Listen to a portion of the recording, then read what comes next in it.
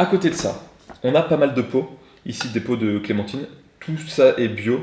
Après, on peut revenir sur les différents bio. Bref. Donc là, j'ai différents pots. Je mets ça au congélateur et je m'en servirai un peu plus tard. Peut-être enlever l'étiquette des bananes. Hop, je l'ai pas oublié cette fois. Suite directe de la vidéo d'hier, j'espère. On a des pots de fruits surgelés. Parce que c'était pour les conserver. C'est aussi une méthode si vous voulez faire du compost et que vous n'avez pas suffisamment de grande quantité. Apparemment, le congeler, en fait, on sait ce que ça fait de les congeler, mais ça permet de les garder. Mais bon, après, il faut avoir de la place dans le congélateur, c'est le problème. Bref, je m'égare.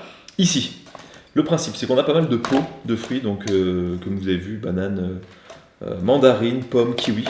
Et ce que je vais essayer d'en faire, c'est de faire de la confiture, assez simplement. Donc là, si ça marche, la vidéo ne devrait pas être longue. Si ça marche pas, la vidéo ne devrait pas être longue non plus. Donc j'enlève quand même les petits bouts. Mais là, dans cette idée zéro déchet, je vais couper tous les fruits en morceaux de taille raisonnable, les faire macérer dans le sucre, les cuire.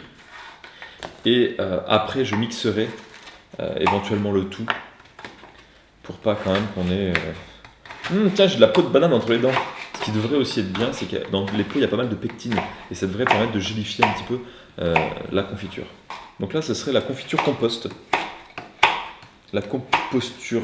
Discutant de ça avec les collègues autour d'un repas, ils s'étaient dit, tiens, tu me diras ce que ça donne. Je pense que même je ferais mieux, je leur en apporterai un petit peu. C'est bien, c'est que là, sur le kiwi, il y a un peu plus de matière. Il y a du fruit, quoi.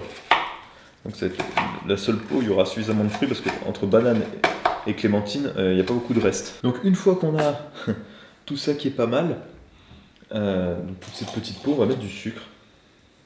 Là, je dirais un peu plus que si je faisais une confiture avec des fruits. Parce que mine de rien, c'est pas super sucré. Je vais laisser se réchauffer, rendre de l'eau un petit peu, au moins quelques heures. Donc ici, après 2 heures d'attente, je crois que j'ai mis beaucoup de sucre. Parce que je vois qu'il n'y avait pas tant de peau que ça, une fois qu'elles sont ramollies. Je vais faire cuire ça délicatement, doucement. J'ai rajouté un petit peu d'eau. On va faire cuire ça à feu doux, couvrir un petit peu tout du long. On va voir ce qu'on obtient. À l'odeur, c'est un petit peu genre le banana bread qui rencontre la marmelade. Voici la confiture. Avant que je la mixe, donc là dans mon sécu, je vais mixer et voir si on arrive à avoir quelque chose de sympa. Peut-être je referai cuire un petit peu, je sais pas encore trop. Je vais mettre au mixeur plongeur. Et voici la confiture à la couleur la plus engageante que j'ai pu faire. On va s'arrêter là, on va pas remplir plus que le bord.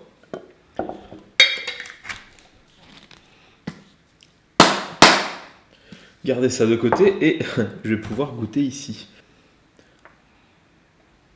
Point de vue odeur, on est vraiment sur la marmelade. Il a peut-être mis trop d'écorce de mandarine. Mais bon, j'ai pas de pain donc je vais goûter sa nature. Donc là, juste pour la dégustation, on aurait été sur d'autres chaînes ou d'autres personnes, peut-être que ça aurait été beaucoup plus waouh, vous devinerez jamais ce qui se passe. Non, bref. Il se passe beaucoup de choses. Et ce qui ressort, c'est banane, comme tout à l'heure. Au début, il y a de la banane et à l'odeur, la mandarine qui reste. Et sur la fin, il y a cette confiture de confiture à pastèque, un petit peu genre caramel, parce qu'il n'y a pas vraiment de fruits qui prend le dessus, parce que là-dedans, il n'y a pas vraiment de fruits à proprement parler. Et donc, enfin, il y a ce côté un petit peu bergamote, caramel, qui est pas mal du tout.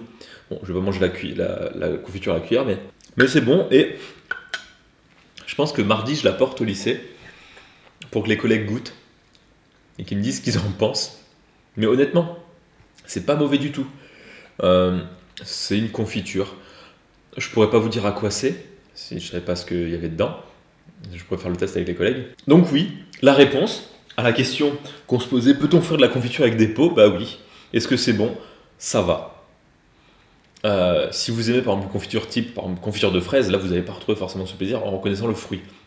Mais on a quelque chose qui a une bonne consistance, est sucré, se mange comme une confiture, et faite à base de fruits. J'appelle ça de la confiture. Donc franchement, j'avais des doutes. Au début j'étais super confiant, je me disais ouais bah, ça va être cool, on va tenter avec des pots, toujours avec un petit doute au fond de la tête, mais bon. Puis plus la recette avançait, je me dis c'est un peu une sale tête. Et finalement, ça se mange très bien. Par rapport pour les paramètres, le sucre, je sais pas trop, vous en mettez au goût. Un peu moins de temps pourtant quand même, non, ce serait bien de mettre. Et sur la fin, non, il y a le côté un petit peu, ouais, un poil amer de l'orange qui peut rester après le côté sucré. Mais je pense que c'est particulièrement dérangeant, pas plus dérangeant qu'une marmelade classique. Voilà, c'est ça aussi, il faut. Comparons ce qui est comparable aussi. Et ça a été cuit pendant à peu près 2 heures, très bas, 1h30, 2 heures. Petit coup de mixeur, et c'est parti. Donc je vais mettre ça dans un petit pot, avec ça. Et puis voilà. Donc moi je vous dis merci beaucoup, et on se retrouve demain